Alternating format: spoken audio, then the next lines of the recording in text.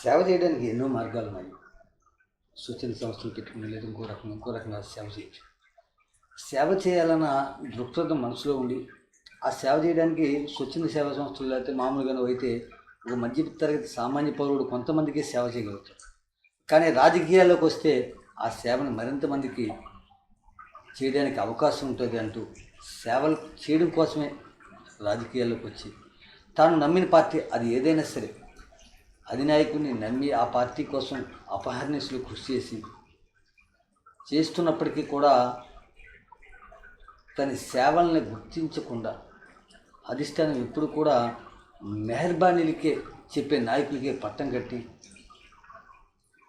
ఆ సేవా కార్యక్రమాలు చేసేవాళ్ళని దృష్టిలో పెట్టుకుంటున్నారు. ఇటువంటి పార్టీ ఏదైనా సరే ఈ పార్టీ అన్ని పార్టీల్లో జరిగేది ఇదే. ప్రజల్లో ఉండే నాయకుల కంటే అధిష్టానం దగ్గర మెహర్బానీలకు చెప్పుకునే నాయకులకి మెహర్బానీలు అధికారుల అధిష్టాన నాయకుల దగ్గర ఉండే నాయకులకే ఎక్కువ అవకాశం దక్కుతుంది.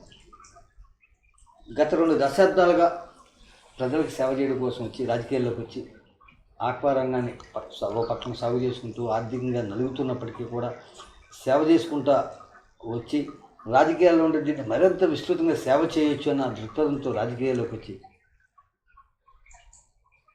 సర్వస్వం ఆర్థికంగా పూర్తిగా నష్టపోయిన వ్యక్తి కృష్ణా జిల్లా కైకలూరు నియోజకవర్గంలోని మొన్నటి వరకు కాంగ్రెస్ తర్వాత వైఎస్ఆర్సీపీ నేడు కాంగ్రెస్ పార్టీ అభ్యర్థిగా రంగంలో దిగి తన వాళ్ళ కోసం నువ్వా నేనంటూ ఫైట్ చేసి అంటే అధికార పార్టీతోటి ప్రతిపక్ష పార్టీలతోటి ఫైట్ చేయడం అంటే వాళ్ళిద్దరూ కూడా అగ్రకులాలకు చెందినవారు, డబ్బున్నవారు. సామాన్య మానవుడు పోటీ చేయడమే కష్టం. అటువంటి వాళ్ళతో పోటీ పడి నువ్వా నేనంటూ పోటీ పడిన వ్యక్తి ప్రజాసేవకుడు, యువ నాయకుడు, కైకలూరు నియోజకవర్గం కాంగ్రెస్ పార్టీ అభ్యర్థిగా మనం పోటీ చేసి ఓటమి చెందినటువంటి బొడ్డు నోబుల్ గారు. ఈరోజు బొడ్డు నోబుల్ గారితో జర్నలిస్ట్ పని ముఖాముఖి కార్యక్రమం. నమస్తే అండి నోబుల్ గారు. నోబుల్ గారు, మీరు ఆక్వా సాగు చేస్తూ అంటే మీ నాన్నగారేమో ఒక ప్రభుత్వ ఎంప్లాయీగా ఉంటూ కేంద్ర ప్రభుత్వ ఎంప్లాయీగా ఉంటూ ఆయన సాగిస్తున్నారు. మీరు ఆక్వా సాగులో చేపలు, రొయ్యల చెరువులు శుభ్రంగా చేసుకుంటూ ఉన్నారు. మీ ప్రాంతం అంతా కూడా చేపలు, రొయ్యల చెరువులు. ఇటువంటి సమయంలో అసలు మీరు రాజకీయాల్లోకి రావడానికి కారణం ఏంటి? కారకులు ఎవరంటారు? అసలు మీరు రాజకీయాల్లోకి ఏ ఉద్దేశంతో వచ్చారు? నమస్కారం అండి పని గారు. రాజకీయాల్లోకి రావటానికి కారణం ప్రజాసేవ చేయటానికి స్పీడ్గా ఇంకా సేవా పవర్ అనేది ఉంటే కొంత ఉపయోగపడుతుందనే ఉద్దేశంతో ప్రజలకి మా కమ్యూనిటీ పరంగా చాలా వెనకబడి ఉంటారు. వారి ఆర్థికంగాను రాజకీయంగాను అవసరాలకి దూరంగా ఉండే పరిస్థితుల్లో వారికి మనం సపోర్ట్ ఉండొచ్చు. వారిని ఏదైనా ఒక స్థాయిలో కానీ వారికి ఏదన్నా ఫైనాన్షియల్ బ్యాంకింగ్ వ్యవస్థలో కానీ లోన్లు కానీ లేకపోతే ఏదైనా ఇప్పించడానికి పవర్ ఉపయోగపడుతుందనే ఉద్దేశంతో రాజకీయాల్లోకి వచ్చాం. అలాగే ఆ విధంగానే ఇళ్ళల్లో గ్రామాల్లో ఇళ్ళు కట్టించడానికి కానీ సోషల్ సర్వీసు చేయటానికి కానీ ఇది చాలా ఉపయోగపడింది కూడా మా ఊర్లో, మా గ్రామంలో. మరి ప్రతి పార్టీకి లేకుండా చేసడానికి ఉపయోగపడింది రాజకీయం. అక్కడ నేను సాటిస్ఫై అయ్యాను దాని ద్వారా.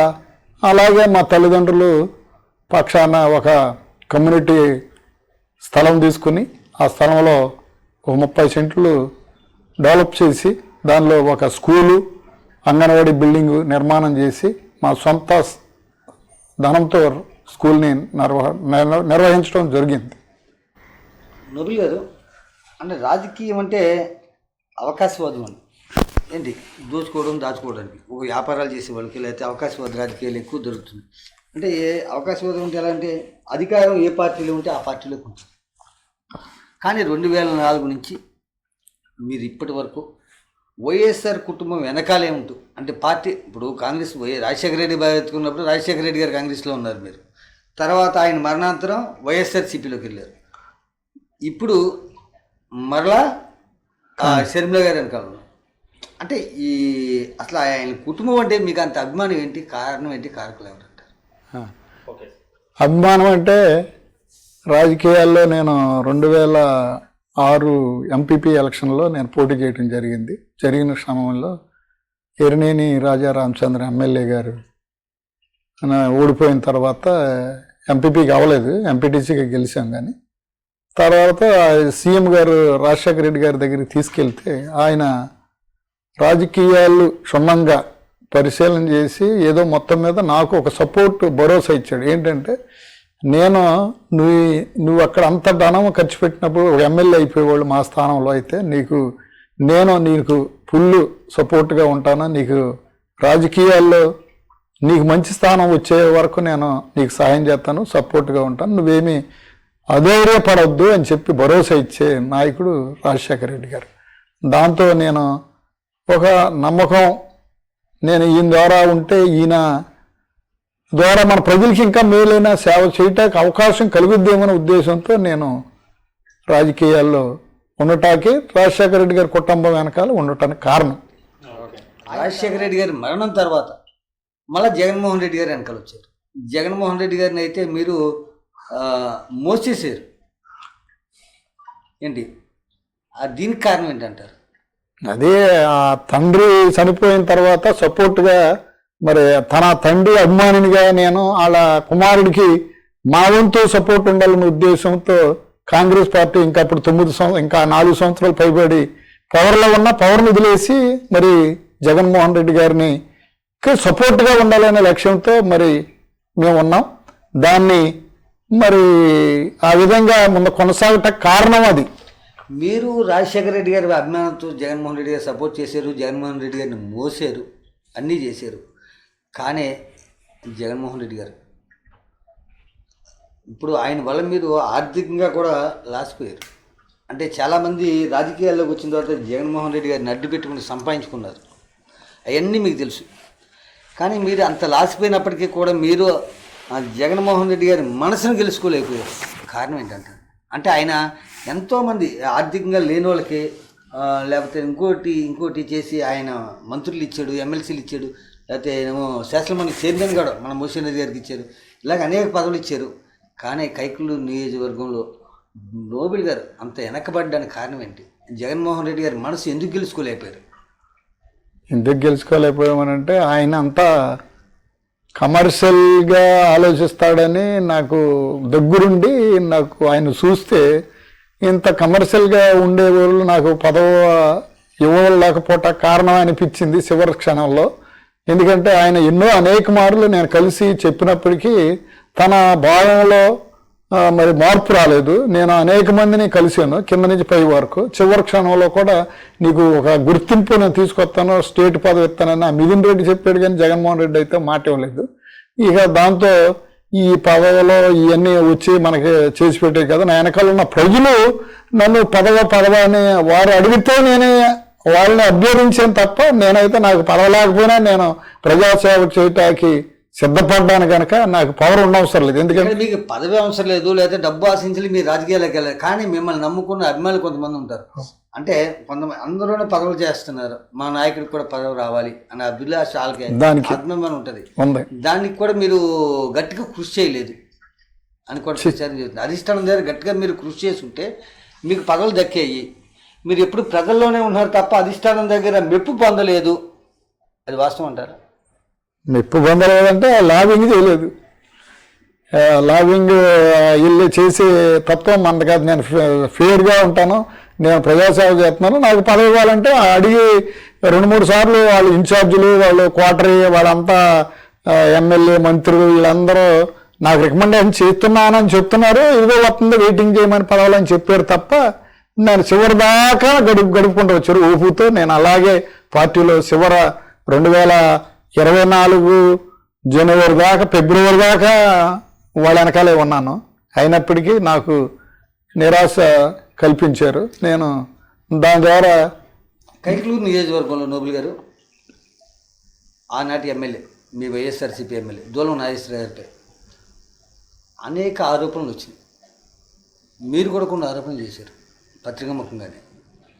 అయినప్పటికీ కూడా అధిష్టానం ఆయనకే టికెట్ ఇవ్వడంపై అంటే ప్రజల్లోంచి వ్యతిరేకత వచ్చింది. వ్యతిరేకత వచ్చినా అంటే ఆయన ఓడిపోతాడని తెలిసినా సరే ఆయనకే టికెట్ ఇచ్చారు. దీనికి కారణం ఏంటంటారు? కారణం ఏంటంటే అతను డబ్బు సపోర్ట్గా ధనం ఉన్న వ్యక్తి అతనే అని ఆల్టర్నేటివ్ చూసుకున్నారు. కమ్యూనిటీ పరంగా కాపు సామాజికంగా ఉంది. ఎస్సీలు నా ఓటింగ్ కదా, నేను చెప్పే క్యాడర్ నన్ను కాదని ఎవరికి ఎవరు ఎస్సీలు అనే ఉద్దేశంతో జగన్మోహన్ రెడ్డి ఉన్నాడు. ఆల్రెడీ 2-3 విషయాల్లో సజ్జల రామకృష్ణ మా ఓటర్లు వేరుగా ఉన్నారని చెప్పాడంటే మేమే దానికి కారణం. మేమంటే మేము గురువులాగా ఒక చెప్పింది వాళ్ళు ఏది చెప్తే అది ఇనే కులం మా కమ్యూనిటీ కాబట్టి మా వాళ్ళు నిజంగానే అట్లాగే నమ్మి బలైపోయారు రాష్ట్రంలో.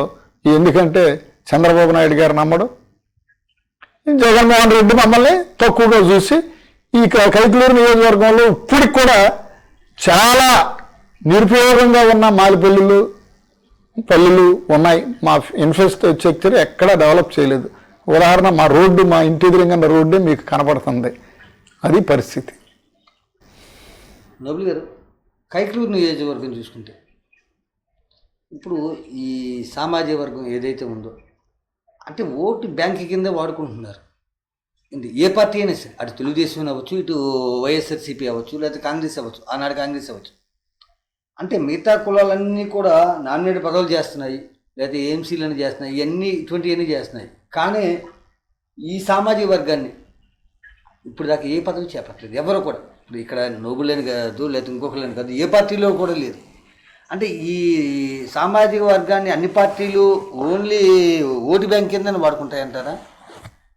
అంటే దానిలో కారణం ఏంటంటే మాకు ఆర్థికంగా వెసులుబాటు లేకపోవటం, ఈ ఓటు బ్యాంకుగా ఆ ఓట్ల సమయంలో కొంత ధనానికి కక్కుర్తిపడి ఎవరైతే ఉన్నారో వారికి వైపు వెళ్ళటమే తప్ప మా కమ్యూనిటీకి మేము సపోర్ట్ ఇచ్చుకోవాలన్న అవగాహన లేని అమాయక ప్రజలు మా నియోజకవర్గంలో ఉండటమే కేవలం తప్పు జరుగుతుంది. ఆ అమాయకత్వాన్ని క్యాష్ చేసుకుంటున్నారు. ఎందుకంటే వీళ్ళు ఎవరైనా ఒక నాయకుడు నాలాంటి వాడు నిలబడితే దీన్ని అన్పాపులర్ చేసి వాళ్ళు గెలవగలుగుతున్నారు, నమ్మించగలుగుతున్నారు ప్రజల్ని. ఆ నమ్మకం మోసపోయి వాళ్ళకి ఓట్లు వేయటం జరుగుతుంది. అది వాస్తవా కాదా అని గ్రహింపులేని జనాంగం మా జనాంగం. అంటే నోబుల్ గారు, అంటే ఒక సామాజిక వర్గం ఓటేస్తే ఎప్పుడు కూడా ఏ నాయకుడు కూడా విజయం సాధించలేడు. అది మనం ప్రత్యక్షంగా చూసాం. ఏంటి, పవన్ కళ్యాణ్ గారు చూడండి, మొన్న 2 చోట్ల ఓడిపోయారు. ఏంటి, ఆయన సామాజిక వర్గం అత్యధికంగా ఉన్న నియోజకవర్గాలు ఆ 2 కూడా. ఇలా మీరు నిలబడింది కూడా మీ సామాజిక వర్గానికి ఇంచుమించు 30-40 వేల ఓటింగ్ ఉంది. ఈ నియోజకవర్గం 40,000 ఓటు చిల్లర ఉంది. అయినప్పటికీ కూడా మీకు దారుణంగా ఓడిపోయారు మీరు. అంటే ఇక్కడ సామాజిక వర్గం కాకుండా ప్రజలు 4 కులాలు, 4 సామాజిక వర్గాలలో అభివృద్ధి చేయాలి అంటే ఆ పార్టీ చేయాలి. దానికి అసలు కారణాలు ఏంటి? ఎలా అయితే గెలుపు అవకాశం ఉంటుందంట? అంటే కేవలం నాకు అన్ని తక్కువ ఓట్లు రావటానికి కారణాలు ప్రస్తుతం మ్యాక్సిమం అందరికీ అవేర్నెస్ ఉంది, జనాల్లో చూస్తున్నారు. అన్ని కులాలలో ఫుల్ సపోర్ట్ ఇవ్వగలరు మనకి. కానీ పైన గవర్నమెంట్ లేదు కదా, పార్టీ లేదు కదా, చనిపోయిన పార్టీని బతికించడానికి ఈయన త్యాగం చేస్తున్నాడు అని ప్రజలు నన్ను అనేక సార్లు అడగటం జరిగింది. నువ్వు అధికార పార్టీయో లేకపోతే ఇంకో పార్టీకో వెళ్ళాల్సిందే, నువ్వు దానిలోకి వెళ్ళావేంటి అని అడిగితే నన్ను పోరాటం చేయడానికి అవకాశం ఉంటుంది, నేను ప్రశ్నించడానికి అవకాశం ఉంటుంది. ఆ కాంగ్రెస్లోకి వెళ్తే నేషనల్ పార్టీ కాబట్టి అది ఇప్పుడు కాకపోయినా ఎప్పుడైనా దేశాన్ని కాపాడిన పార్టీ, దేశాన్ని రక్షించిన పార్టీ, పేదలని మా బడుగు బలహీన వర్గాలు కాలనీలు ఇచ్చిన పార్టీ కాంగ్రెస్ పార్టీ.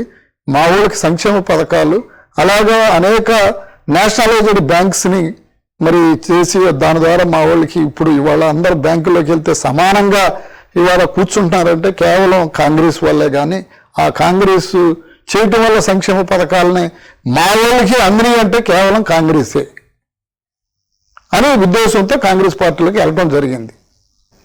వైఎస్ఆర్సీపీలో పార్టీలో మీరు కొనసాగుతున్నప్పుడు కూడా మీ ఎమ్మెల్యే దూలం నాగేశ్వర గారిపై కొన్ని ఆరోపణలు చేశారు. అంటే ఇక్కడ సొంత పార్టీ లేదా సొంత అభ్యర్థి లేదా ఇంకో అభ్యర్థిని కాసి పక్కన పెట్టి పవన్ కళ్యాణ్ గారికి మీకు దగ్గర పులుకులు కనబడుతుంది, ఎప్పుడు పోరాడే తత్వం, ప్రశ్నించే తత్వాలు కనబడుతుంది. అటువంటిది మీరు రేపొద్దున జనసేన పార్టీలోకి వెళ్తారని కూడా ప్రచారం అయితే జరుగుతుంది. అది వాస్తవం అంటారు కాదంటారు? పార్టీలు మారటం అనేది ప్రజలకు ఉపయోగపడే పార్టీ ఏదైనా ఉంటే అప్పుడు ప్రజలకి సేవ చేసే అవకాశం వచ్చే అధికారం ఉంటే అధికారం ద్వారా ప్రజలకు ఉపయోగపడే పార్టీ ఏదైనా ఉంటే అప్పుడు ఆలోచించి ప్రజల నిర్ణయం తీసుకుని ప్రజల నిర్ణయానికి చెప్పి నేను నిర్ణయం తీసుకుంటాను. నోబుల్ గారు 2014 నుంచి 2019 వరకు ప్రస్తుతం ఎమ్మెల్యే కామినేని శ్రీనివాస్ గారు ఆ రోజున ఎమ్మెల్యే చేశారు. 14 నుంచి 19 వరకు మినిస్టర్ చేశారు. 19 నుంచి 24 వరకు దోలం నాగేశ్వర గారు ఎమ్మెల్యే చేశారు. వీళ్ళిద్దరూ 5 సంవత్సరాల కాలం కైకలూరు నియోజకవర్గాన్ని పరిపాలించారు. వీళ్ళిద్దరు దాంట్లో మీకు అంటే కైకలూరు నియోజకవర్గాన్ని అభివృద్ధి చేసిన ఎమ్మెల్యే ఎవరంటే ఏం చెబుతారు? అభివృద్ధి అంటే వీళ్ళిద్దరు వరకే ఇద్దరు వరకు అంటే ఇన్ఫ్రాస్ట్రక్చర్గా కామినేని శ్రీనివాస్ అది ఏం చేశారు అంటే రోడ్లు కానీ కాలువలు కానీ డ్రైనేజీలు కానీ ఈ ఎత్తిపోతల పథకాలు కానీ కొన్ని ఆయన చేయడం జరిగింది. అదే కొల్లేటు కోట బ్రిడ్జి కూడా తన ఆయంలోనే రప్పించడం జరిగింది. అలాగా కొన్ని డెవలప్మెంట్స్ ఆయన ద్వారా రోడ్లు, కొన్ని డొంక రోడ్లు, ఆ శ్మశాన వాటిక రోడ్డు, ఇట్లాంటివి కొన్ని చాలా వరకు అంటే దోలం నాగేశ్వర ఆధ్వర్యంలో ఏం జరగలేదంటారా? దోలం నాగేశ్వరరావు ఆధ్వర్యంలో ఏం జరిగిన వాటిని తగ్గించేశాడు. ఈయన వేసిన ప్రపోజల్ని ఈయన సీసీ ట్రాక్ రోడ్డు వేసాడు. వదలపాడు నుంచి బ్రాంచ్ వరకు సీసీ రోడ్డు శాంక్షన్ చేపాడు శ్రీనివాస్ గారు. అది చేతనపల్లి నుంచి రావాల్సిన రోడ్డుని కట్ చేసి సీసీ రోడ్డు కాకుండా తార్ రోడ్డుగా మార్చేసాడు దోలం నాగేశ్వరరావు. అది ప్రజలు అక్కడ ఎవరో 2-3 పాపం కాపు సోదరులు ఏంటి ఇలా చేస్తున్నావు అంటే పోండ్రా నీకు చెప్పేది అంటే దిక్కున్న అక్కడ చెప్పుకున్నానంటే నేను ఎందుకు తాగేదానంటే తాగు ఏంటో నేను కొనుక్కొచ్చిమ్మంటావు నువ్వు తాగుతావు అని ఒక పెద్ద మనిషి అట్లాంటి దోలం నాగేశ్వరరావు ఆయన అన్నాడు. మరి అట్లాంటి మనుషులు మాట్లాడినప్పుడు నా ప్రజానాయకుడిగా ఎలా గుర్తిస్తారు అతన్ని? జీవితంలో అతను ఎమ్మెల్యేకి గవలేడు. మొన్న జరిగిన ఎన్నికల్లో వైఎస్ఆర్ కాంగ్రెస్ పార్టీ అంటే 151 నుంచి 11 స్థానాలకు పడిపోయింది. అంటే జగన్మోహన్ రెడ్డి గారేమో నేను అమ్మఒడి ఇచ్చాను, లేకపోతేనేమో ఏంటి సచివాలయ వ్యవస్థ తీసుకొచ్చాను, విద్యా వాలంటీర్లు తీసుకొచ్చాను, అది తీసుకొచ్చాను, ఇది తీసుకొచ్చాను అంటున్నారు. కానీ 11 సీట్లు పడిపోవడానికి ప్రధాన కారణం ఏంటి? కారకులు ఎవరంటారు? ఆయన జగన్మోహన్ రెడ్డి గారు ఈ స్థితికి రావటానికి కారణం ఆయన ఆలోచన విధానంలో మార్పు లేకపోవటం. ఆయన కోటరీ నమ్ముకుంది ఒక సజ్జల రామకృష్ణ, లేకపోతే విజయసాయిరెడ్డి, సుబ్బారెడ్డి.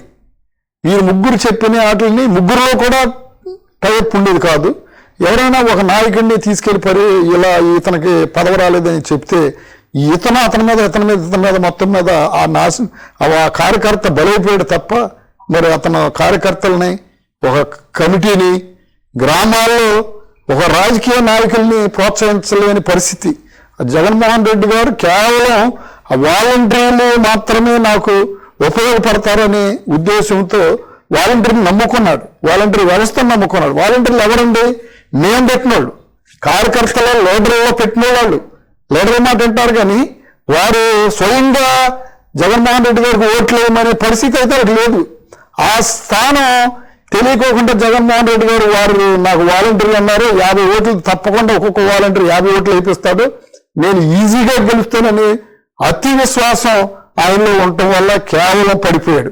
రాజకీయ పార్టీలు ఏ పార్టీ అయినా సరే రాజకీయ నాయకులు లేకోకుండా పార్టీ గెలవలేదు. ఎందుకంటే ఇప్పుడు గొర్రెలు కాసేవాడు ఉంటేనే గొర్రెలు దొడ్లోకి వస్తాయి, లేకపోతే రావు. ఆ ఊరిలో ఆ గొర్రెల్లోనే 10 మందిని మీరు కాపాడు మీరు లీడర్లు అంటే వాళ్ళని గొర్రెలు సెట్టుగా వచ్చి మన దొడ్లో రావు. అటువంటి పరిస్థితిలో ప్రత్యేకంగా గుడ్డిగా వాలంటరీ వ్యవస్థనే నమ్మాడు. వాలంటరీ వ్యవస్థ వల్ల ఎవరికి ఉపయోగం లేదు, ఎవరికి లబ్ధి చేరలేదు. ఇప్పుడు పెన్షన్ ఇచ్చేదానికి ఒక దానికి మాత్రం ఉపయోగపడి క్యాష్ ఇచ్చేవాళ్ళు ఆ పెన్షన్కి, అది మాత్రమే తప్ప సంక్షేమ పథకాలు వాలంటరీ సచివాలయానికి వెళ్తే వాలంటీర్లు పోస్ట్ పెట్టేవారు కాదు. వాలంటీర్లు వెళ్ళి వాళ్ళకి కావలసిన గ్రామాల్లో ఉన్న లబ్ధిదారులకి ఇది కావాలంటే వాళ్ళు వెళ్ళి వాళ్ళని ప్రోత్సహించలేదు. అది జగన్మోహన్ రెడ్డి గారు తెలుసుకోలేకపోయాడు. దాని ద్వారా ప్లస్ ఆయన ఏంటంటే ఈ మీడియా పెట్టుకుని వాలంటరీ వ్యవస్థ ద్వారా కొంతమంది పెయిడ్ ఆర్టిస్టుల ద్వారా వచ్చే ఆర్ట్ని చూసుకుని సంతోషపడ్డారు తప్ప వాస్తవాలను గ్రహించలేని పరిస్థితి. ప్రభుత్వం ఇంటెలిజెన్స్ రిపోర్ట్లు ఆయనకి బాగోలేదని చెప్పకపోతే ఇంటెలిజెన్స్ ఆఫీసర్లు జడిసిపోయి బాగోలేదు మీకు ఆ ఊర్లో బాగోలేదన్నా సరే బాగుందని చెప్పాలనే పరిస్థితిని తీసుకొచ్చిన జగన్మోహన్ రెడ్డి గారి ఆ ఆలోచనే ఆయన్ని చెడిపేసింది తప్ప ఎవరు కారుగా కాదు.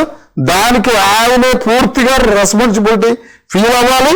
ఆయన మళ్ళీ రావాలంటే మరి కింద నుంచి రావాల్సిందే తప్ప ఇప్పుడు రాడు. ఎందుకంటే మొన్న రావడానికి కారణం 150 సీట్లు రాజశేఖర రెడ్డి గారి పథకాలు, రాజశేఖర రెడ్డి గారి అభిమానులు ప్రోత్బలంతో ఆయన ముఖ్యమంత్రి అయ్యాడు తప్ప రాజశేఖర రెడ్డి అభిమానులు చాలా శోభిస్తున్నారు, వాళ్ళు బాధపడుతున్నారు. ప్రతి నియోజకవర్గం 175 నియోజకవర్గాల్లో కష్టాలు పడి కన్నీరు కారుతున్నారు. 10 సంవత్సరాలు మోసి మాకు పదవులు రాలేదంటే ఆ రోజు ఎమ్మెల్యేలు గెలిచిన ప్రతి ఎమ్మెల్యే చేసిన దుర్మార్గం ఏంటంటే అక్కడ నా కార్యకర్తలు లక్ష్యం లేదు, బయట ఉన్న వాళ్ళు తీసుకొచ్చి ఎంపీపీలు జడ్పీటీసీలు మార్చారు.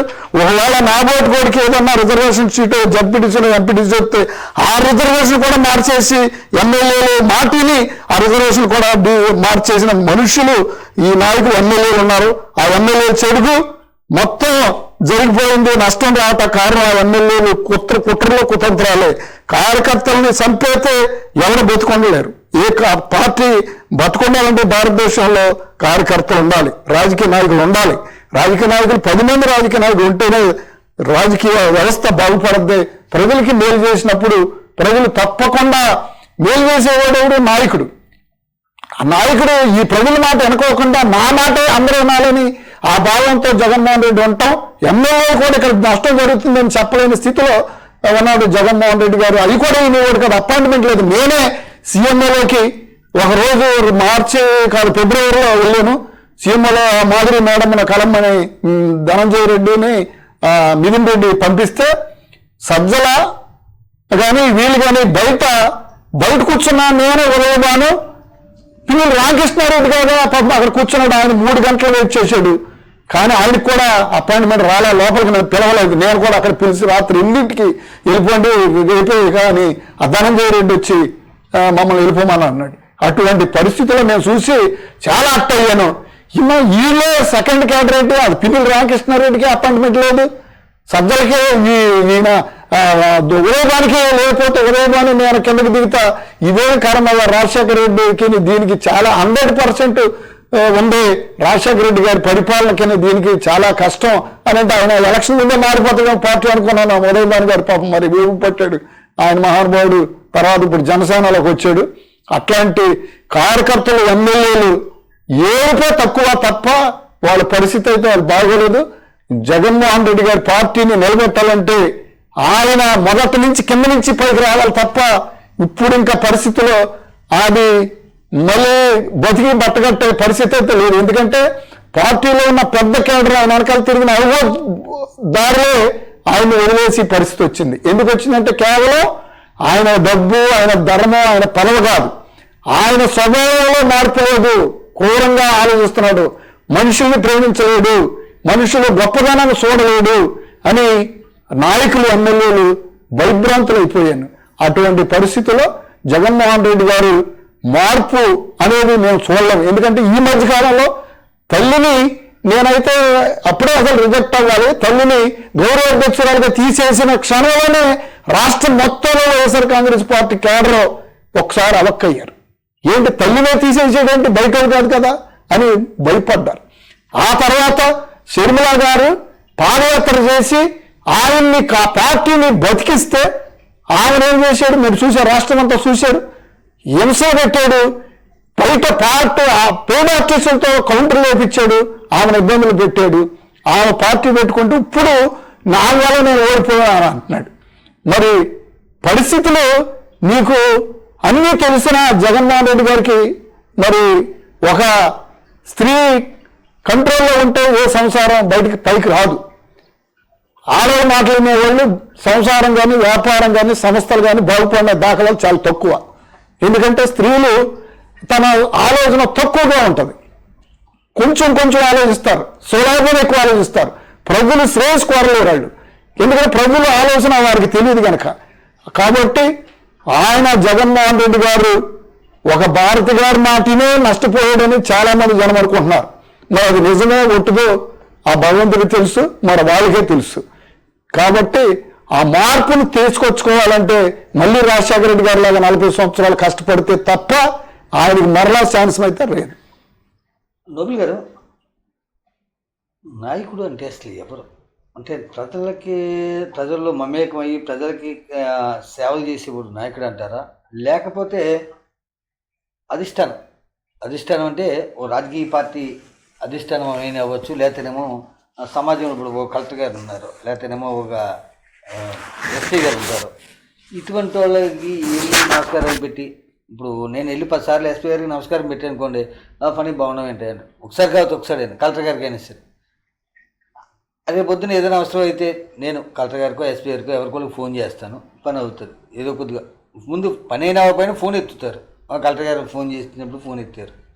కానీ నిత్యం ఇక్కడ ప్రజల్లో ఉండేవాళ్ళు నాయకులు వీళ్ళకి అసలు గుర్తింపు రావట్లేదు. అసలు నిజమైన నాయకుడు అంటే అధిష్టానం దగ్గర భజించేసే వాళ్ళనా, లేకపోతే ప్రజల్లో ఉండి ప్రజల సమస్యలను తొలగించేవాడా? నాయకుడు అంటే ఎవరు? ఆలోచించే ప్రజా పరిపాలన అంటే పూర్వ రోజులకి ఇప్పటికి చాలా తేడా ఉంది. ఇప్పుడు ఎలా ఉందంటే పరిస్థితి, ప్రజలకి సేవ చేస్తే ప్రజలు గుర్తించట్లేదు, నాయకులు గుర్తించట్లేదు.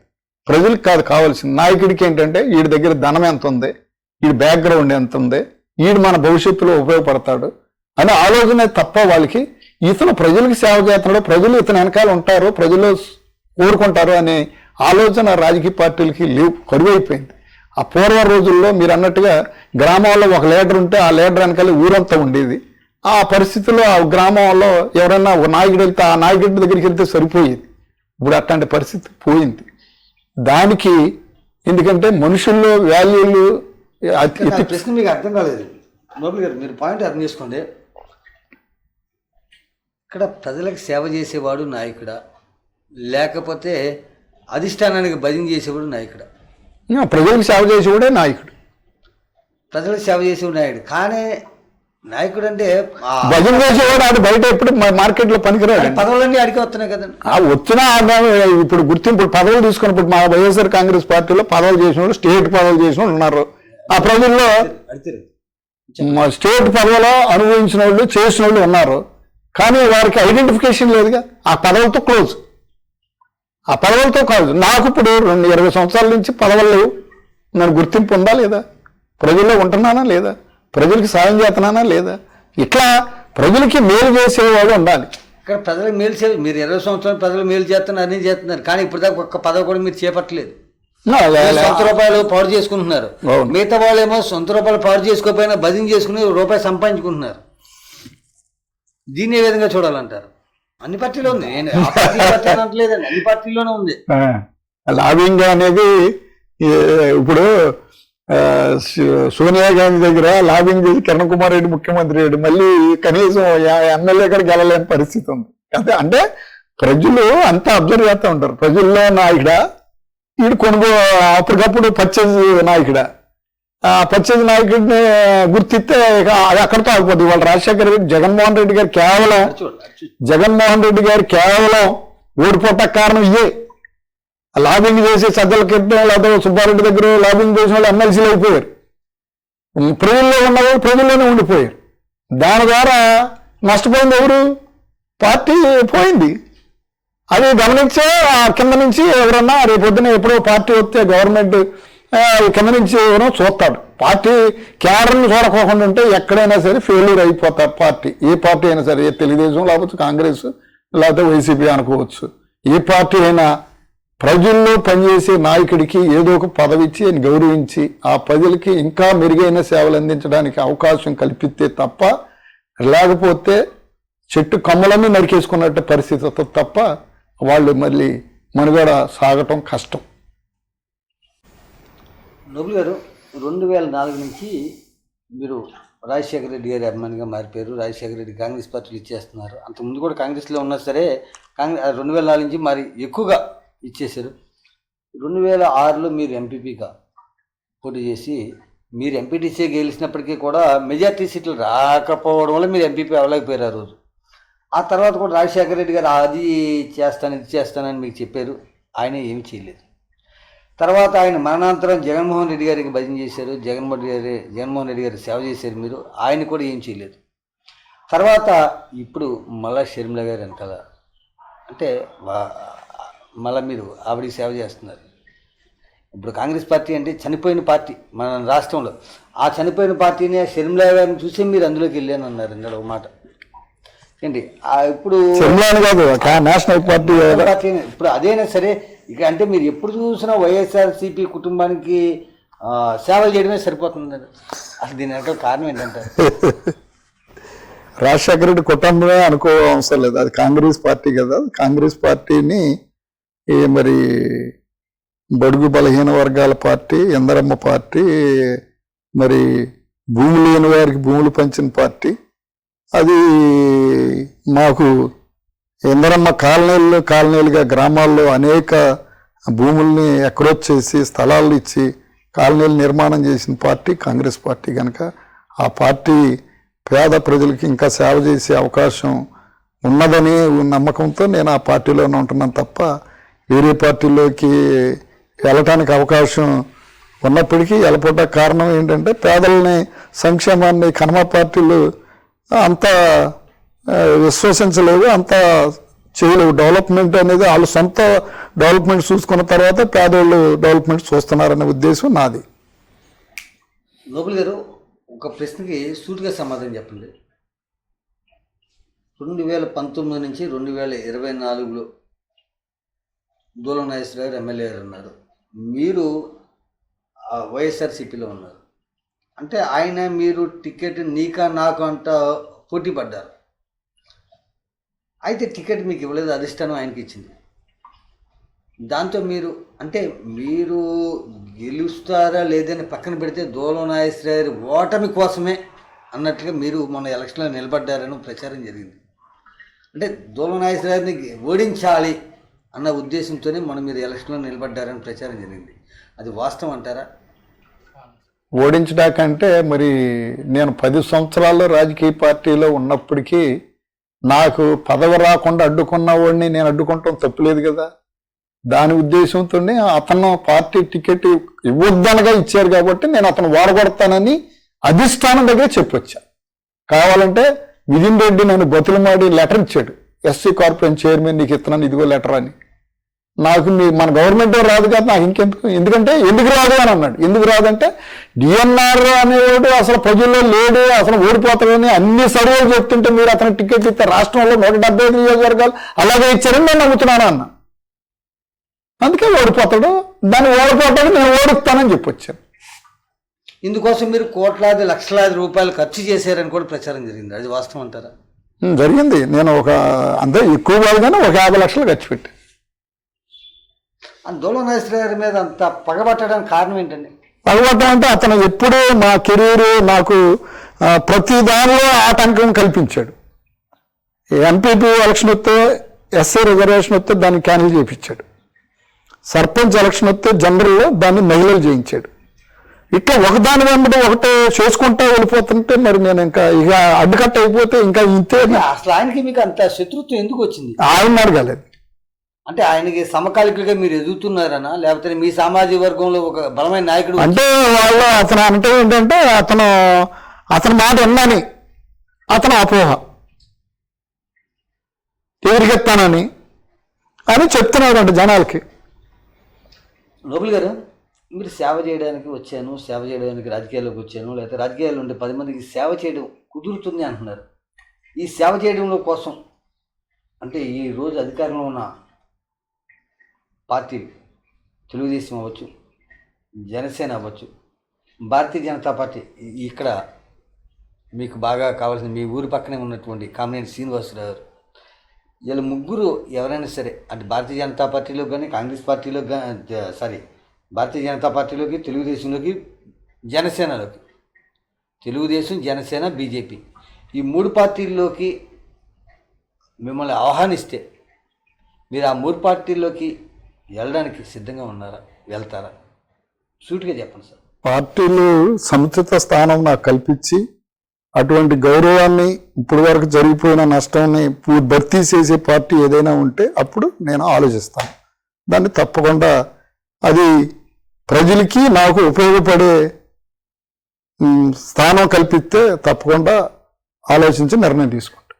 అంటే రాజకీయ పార్టీలు ఎప్పుడు కూడా ఓటమి ఉండదండి, గెలుపు ఉండవు. ఇప్పుడు పవన్ కళ్యాణ్ గారే ఉన్నారు, ఆయన పోటీ చేసిన 2 స్థానాల్లో ఆయనే ఓడిపోయాడు ఏంటి.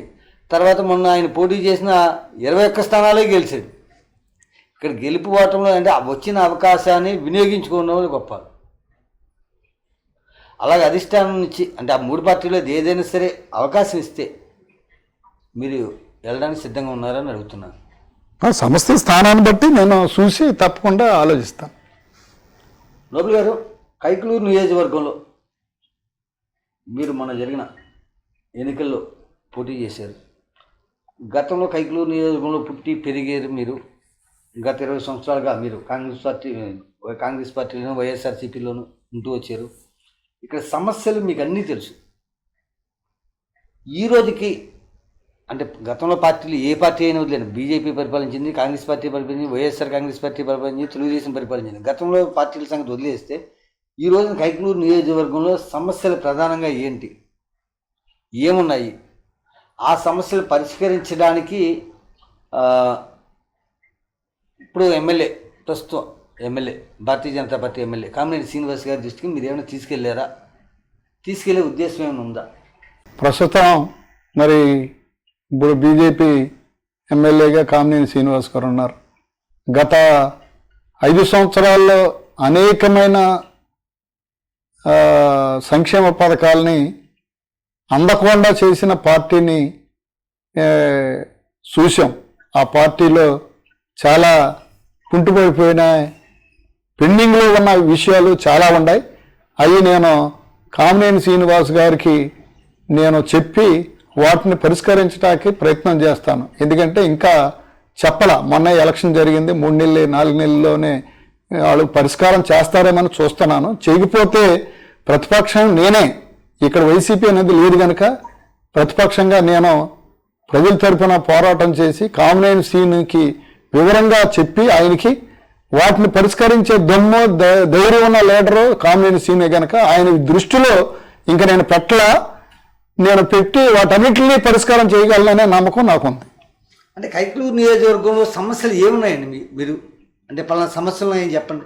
సమస్యలు అంటే మా దృష్టిలో నేను ఎక్కువగా అన్ని కమ్యూనిటీకి శ్మశాన వాటికలు చాలా తక్కువగా ఉన్నాయి.